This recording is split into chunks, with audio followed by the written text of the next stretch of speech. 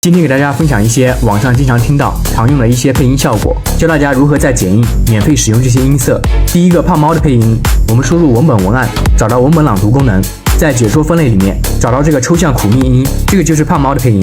晚上打游戏会有我的位置吗？之前教学1分钟让你爱上火舞的那个博主用的就是这个苦命音。臭贝贝666，在它旁边就是这个慢播的配音。晚上打游戏会有我的位置吗？然后我们点一下这个音频，点声音效果，在场景音里面有一个氦气的效果。晚上打游戏还会有我的位置吗？我们平时听到的那种声音尖尖的、搞怪的配音，就比如之前这首音乐和这首蛋生蛋。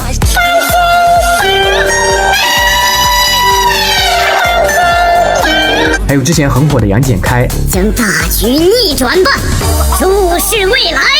都是在原音频上加了这个氦气的效果，还有一个叫8 BIT 的效果，就是网上我们听到顿山的那个配音。